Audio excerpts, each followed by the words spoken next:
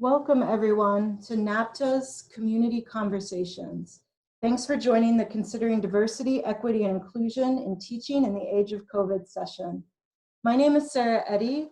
I'm a faculty member at Florida International University, and I'm a discipline-based education researcher. My work focuses on increasing equity of outcomes and experiences in biology classrooms and their programs. I've also been exploring how the passions, interests, and strengths our students bring with them into college impact their trajectories through our programs and then into STEM careers. In this video, I want to share with you some of the considerations I'm having as I build my remote class for fall. I definitely want to be clear that I am not an expert in online education. That's not my research space. I'm another teacher, like many of you, that has been asked to change how we teach to keep our students safe. I don't have answers or all the answers, but I have aspects of my course that I know are important to attune to because of the educational research I've done and the theories that I use. I know also that we're all thinking a lot about technology, designing activities, designing assignments, all of those things. And we've already had 2 sessions in this series on those topics. And of course, there's a lot of things we can think about in terms of equity and inclusion with those topics. But I'm actually going to ask us to pull back a little bit and think more generally about an aspect of the course, and that's emotions. Considering students' emotional experiences in our courses will encourage all of our students to stay motivated and engaged online this fall. So in this video, I'm going to lay out my context and motivation for focusing on emotions, the type of emotions that matter in educational contexts, and introduce you to control values theory that describes some of the levers we can use to help our students stay motivated in our courses this fall. And then I'm going to briefly talk about a few things I'm thinking about as I redesign my course using control value theory. In Friday's session, I hope we can brainstorm more ideas together. So before we dive into emotions, let me tell you a little bit about my context so you understand where I'm coming from with my considerations. So again, I work at Florida International University. We're a large public Hispanic serving 4-year college. We're in Miami, Florida, and we have majority Hispanic students. About half of our students are also Pell Grant recipients, which means they qualified for financial need-based government grants. Also, about half of them are first-generation college students. And in addition, most of our students work while they're in college, and the majority of them live at home with their families. So why emotions, given this context? So if your experience was anything like mine as we transitioned online last spring, you experienced a lot of emotions in your classroom: confusion, fear, uncertainty, frustration, anxiety. These emotions, you likely saw it, I definitely saw it, made it hard for my students to engage meaningfully with the course material at times, and generally got in the way of their learning. The uncertainty of that online transition and how to learn online was compounded by the challenges outside of the class that some of my students shared with me. Things like financial instability due to job loss or parents' job loss, having to take care of younger siblings or their own kids because K-12 schools were now remote, not feeling safe having their video or audio on in class because they were in a shared room with parents or siblings or kids, not having a quiet place to work. They used to come to campus for that, now they can't, right? And of course, the fear of getting sick and the fear of family members getting sick. So research shows that these outside stressors can lower students' resiliency to cope with things in class. So the more you have going on outside, the less you can sort of handle in terms of negative experiences in a classroom. And these challenges haven't gone away this fall. Yes, our students have been coping with the challenges longer, that's for sure, right? So maybe the surprise factor is gone. But the other aspects are still there and still potentially impacting their emotional resiliency. So how do we help our students this fall? I'm thinking a lot about how do I create an environment through my assignment structures, classroom climate, through my assessments, all those things, that encourages emotions that are motivating and lowers the chance that they experience demotivating emotions in my classroom. So let's talk about the impact of emotions and the academic impact, right?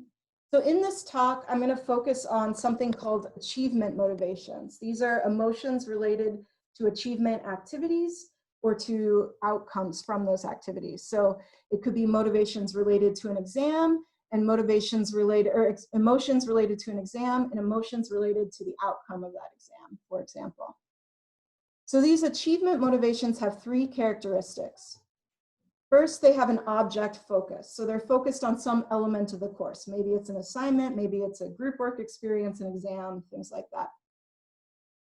They have a valence. So they range from positive to negative. They can be positive emotions, they can be negative emotions, they can be neutral. And then they influence engagement. So they call this activating. So some emotions are activating, they increase a student's engagement in an activity, or they can be deactivating and decrease that engagement. So basically, with valence and activation, we can create a quadrant system, right? And so if we first focus on the object, so let's say we're going to work on emotions or think about emotions during group work. Here's our quadrants. So we have positive to negative emotions, and then deactivating to activating emotions. So let's focus on that positive and activating quadrant. So one emotion that might be there during group work is enjoyment. Enjoyment is a positive feeling that makes someone want to engage more in an activity. There are other positive and activating emotions, things like hope, pride, and gratitude. But we can also think about positive emotions that are deactivating. And I think we don't always think about that. We think all positive things are good. But feelings like relaxation, so say you put me in a group and I realize, oh, I don't have to do this whole activity myself. I can kind of chill out and I have group mates that are going to help get it done. That actually means I'm maybe engaging less in the activity because I don't have to engage as much, right? Because there's other people around. So there's some positive emotions that are considered deactivating. Now, if we think about the opposite, there's negative emotions that are considered activating. So things like anxiety, a lot of time we think anxiety is negative, but anxiety is actually, at least a baseline anxiety in a lot of cases, think about your own life, is necessary to actually motivate you to engage in the task. Other things that can be activating that are negative are anger, if you're not happy with the way something happened. Shame also can be activating. It makes you want to change the situation. Deactivating and negative emotions are things like disappointment, frustration, boredom, sadness, right? So these sorts of things make you not want to engage anymore in a task. And so as we look at this quadrant, for the most part, we want students to be in the upper half, right? And in normal terms, I actually think, and the research shows that the use of anxiety, shame, and anger isn't necessarily a bad thing as long as it's at a reasonable level. If it gets too high, then it becomes deactivating. But again, when we're thinking about the larger context that our students are in this semester, they may have less ability to cope with these things. And so they become deactivating at a lower threshold. So it's really focusing on that upper left-hand side of hope, pride, enjoyment, gratitude, those sorts of feelings that may be the best things for us to try to create, emotions for us to try to create for our students this semester. So here's some evidence that achievement emotions actually matter for learning. So there have been a lot of studies on this, most of them done in high school and college, and this is just one. But this was with over 600 students, and they focused on the emotions the students experienced, how that related to the strategies that they use, and then their motivational state. So they found that negative emotions led to emotional coping strategies, and these strategies tend to focus students on soothing their emotion and distracted their mental resources from the academic task at hand. So it was splitting essentially their brain in two directions, right? So they had less focus to put on the task. And these strategies and emotions led to a demotivated state. They're calling it burnout, but we can call it a lot of different things. On the other hand, positive emotions, they found, led to problem-focused coping. So when students were struggling with the task, if they had positive emotions, they engaged in help seeking, they would reappraise the situation in a more positive way rather than a negative way. And these strategies then led to increased engagement.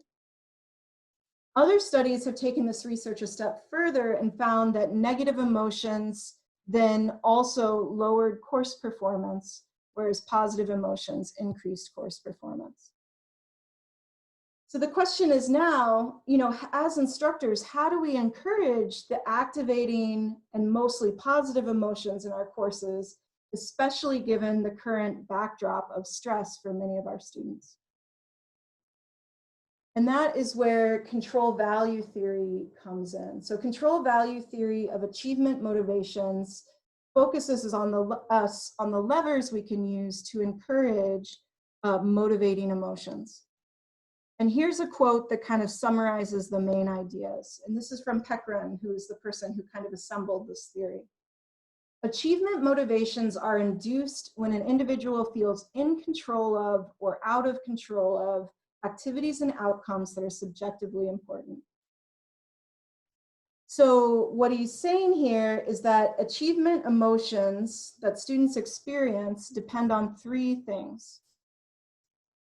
They depend on the feeling of control. Do students feel like they have control over the likelihood they will be successful at a task, or do they feel that it's something outside of their control? So things like environmental factors, chance, also things like the idea that they only have a stable ability and like no matter how much effort they put in, they can't rise above that. Those sorts of things make a student feel like success is outside of their control. So the second factor that matters for achievement motivations or achievement emotions is value. Do students perceive an importance of success at that task? Does it matter to them, right? And the last thing that's important to note here is that control and value are not something we can just set up and it's the same for everyone. It's subjective. Each student is appraising the situation, and their appraisals may be different. And it's going to depend on the things we've been talking about, like what's going on in the broader world around them, right? But also what's happened in the past. What was their experience with online education like in the spring? If they had a pretty negative experience, they're going to come in with lower feelings of control and lower value, right? And we have to help them rise above that so that they can remain motivated in our classes.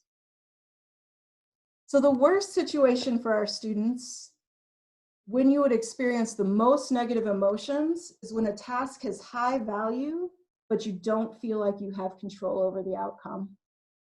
All right, so an example of this might be a student knows they have a bad internet connection and fears the internet will go out during a timed exam.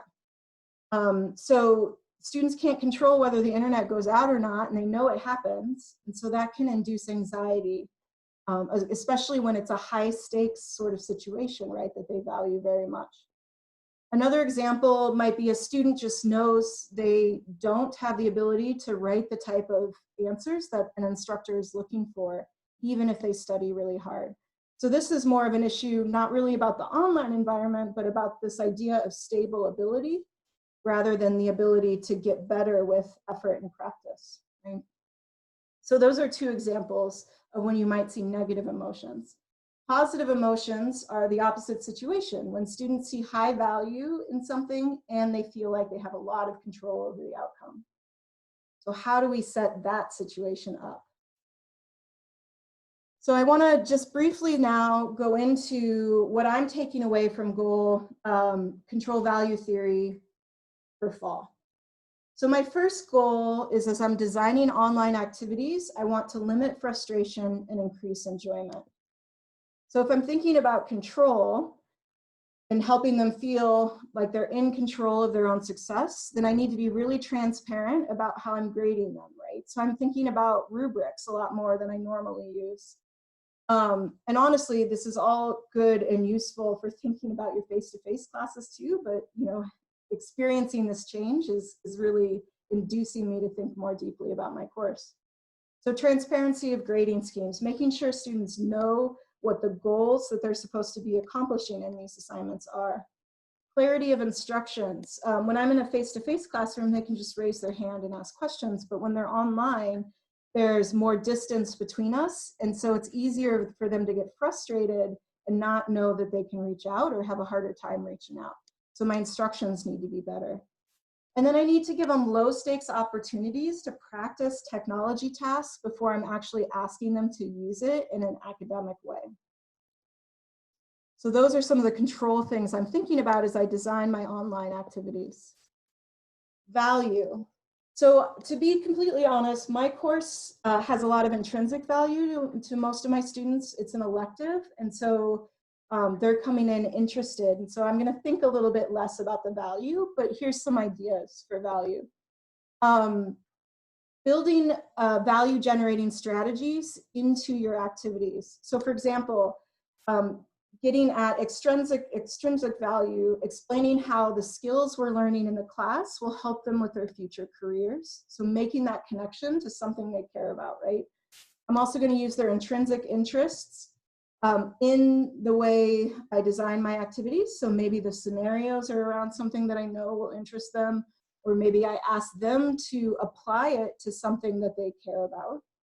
Whatever that is, maybe I don't know in advance, but I give them that space to apply it. And another thing that I use a lot is creating cognitive incongruity. So they expect one thing, they see another. That tends to stimulate curiosity and intrinsic interest. So those are some value generating strategies for activities that should increase their enjoyment. And then I'm thinking a lot about this. So I, to be completely honest, I'm a little bit dreading fall. But my students can't see that at all. They need to see that enthusiasm about, specifically about being online and the learning benefits that this environment can have. If I can communicate that to them, it will help them internalize it and be more excited about what they're doing and experience the course more in terms of enjoyment rather than frustration. Another goal of mine is to design online activities to reduce unproductive anxiety about things outside of their control. So thinking about environmental factors, right? So one of the things I want to do, or am going to do, is survey my students about the challenges they see for themselves in an online course. And I'm going to do that before the semester starts. And on the first day, I'm going to respond to that survey, and I'm going to try to lay some things to rest, right? And be clear, you know, that these sorts of things I'm accounting for, and also that, you know, no matter what happens, I'm there for them. The other thing that is really important and really helped me in the spring, help my students cope with their emotions, was flexibility. I'm just going to be as flexible as I can be with activities and the assessments.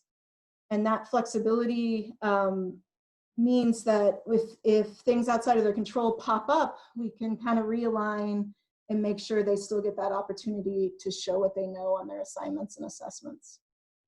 So those are both things that are addressing control. Finally, I'm going to try to design my course to avoid feelings of hopelessness, feelings of shame and anger. And a lot of those feelings kind of come up when students feel alone and that there's no recourse for what's happening to them. And so I'm going to build up my presence. So one of the things I'm going to do is I'm going to turn off the share screen function for the start of class and be a big face on their computer so that they always remember there's a human back there who cares about me, right? That I'm accessible to them. Live office hours, that they can make an appointment with me anytime. And just that I'm going to work with them and that they should come talk to me. I'm just going to repeat that message over and over again. I'm also going to use group work in class and group projects. And I'm going to explicitly use some community building activities for a bit longer time than I would in a face-to-face class, because at the start of a face-to-face class, students often have a time to chat with each other, right? But that's not present online. So I need to give them a little bit of time to chat with each other and get to know each other as part of the course. So I'm going to incorporate these community building activities to help students feel connected to each other and have a support network. Finally, I'm going to focus on creating norms of cooperation rather than competition. This has been showed in control value theory to be important for feelings of control and for value. And then a norm around a mastery approach, that we're learning these things for understanding and not for grades, which actually helps buffer them when they make mistakes, right? Because if you're learning for mastery, your mistakes are just new opportunities to learn. So if I can communicate that norm, it should help them feel more in control and see more value in what they're doing, right? So those are some examples of what I'm doing. And all of these strategies should help students feel like they have control over their own success and value the activities, which will encourage them to experience positive achievement motivations and stay engaged with the course. All right, so those are some of my ideas. I'm excited on Friday to talk with you all more about your ideas and to brainstorm a bit and learn from you. And so I will see you then. Thanks for your time. Bye.